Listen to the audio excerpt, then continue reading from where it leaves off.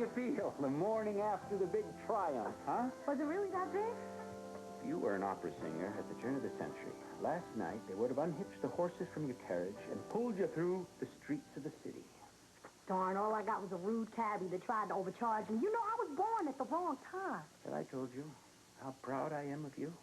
Thanks, man. But it was so exciting just being on that stage. I just want to go and do it all over again. Well, I think somebody's still flying pretty high. Jackson, that's not the half of it. The best is still happening.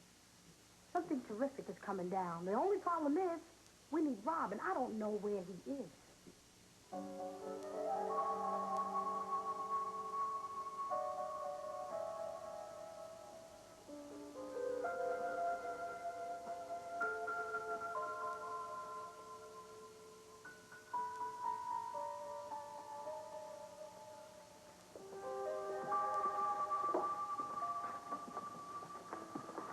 Mrs. Rowan? Yes. Who are you? I'm Fenno Moore, a friend of Siobhan Novak's. She's Maeve and Johnny Ryan's daughter, is that right? Right, yeah. I'd like to ask you a few questions about the attack on your son.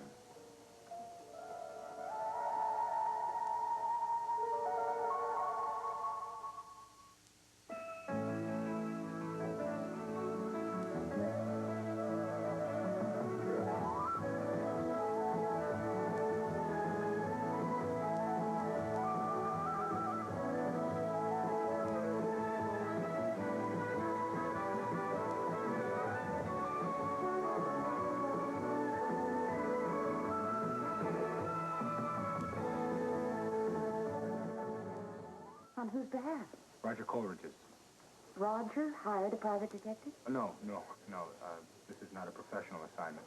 I'm just doing it for a friend. The request of Delia Reed. Really? Mr. Moore, is it? Well, I have reasons of my own for wanting to keep Delia far away from Robert. I know that you do. I know a little bit about the history between your son and Delia, and I understand how you feel. But I can assure you that this time Delia is on the side of the angels. Is she? Would you mind telling me how you managed to get involved with her? Through Joe and Siobhan Novak. Of course, Delia is indirectly related to Siobhan, and when you're involved with one Ryan, you're connected to the whole clan. Wait a minute, I know who you are. You're the agent who was working with the Novaks during that whole nightmare with Max Diffuser. Yep, that's me. I would like just a little bit of your time. No, I know that it's imposition, but I promise I'll be brief. Okay. Actually, I'll be glad of the company, even if it is an emissary from Delia Reed.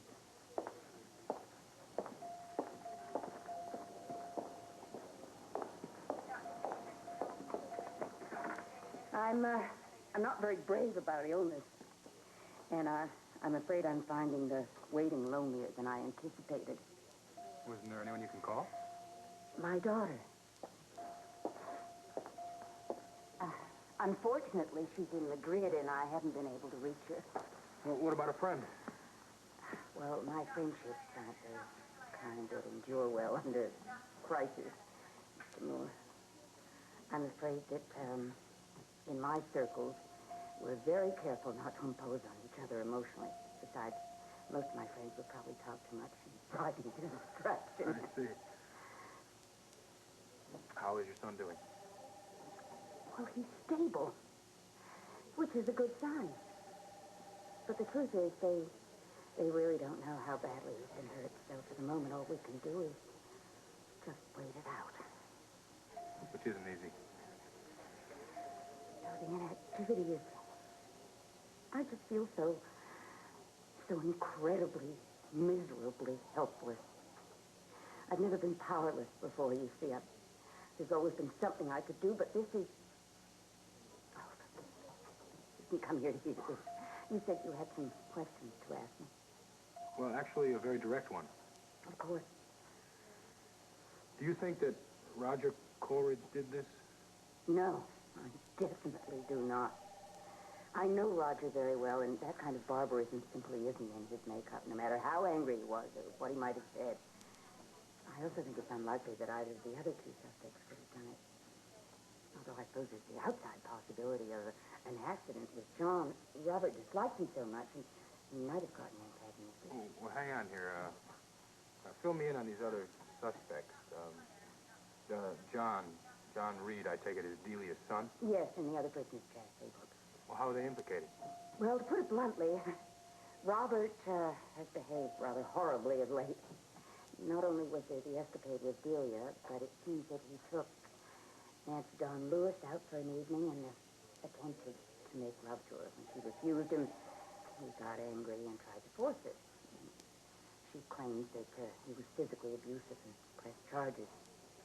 Was Rob arrested? Yes, I bailed him out. Rather, my attorney did. Robert was very angry about it, and I'm afraid he went back to see Nancy Dawn, much against the advice of counsel, of course. And he confronted her. Oh, that wasn't a smart move. Oh, it was incredibly stupid.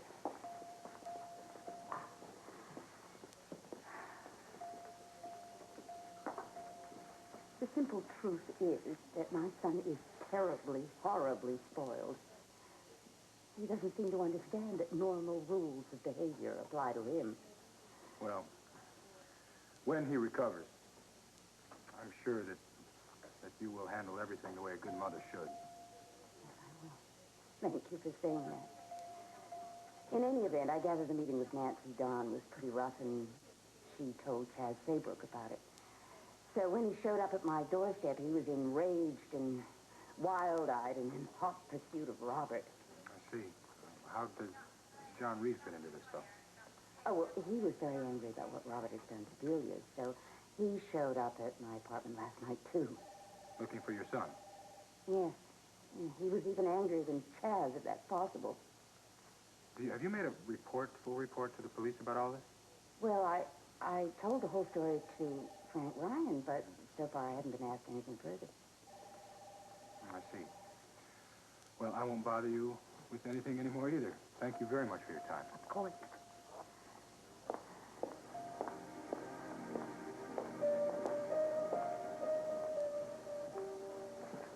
Mrs. Rowan,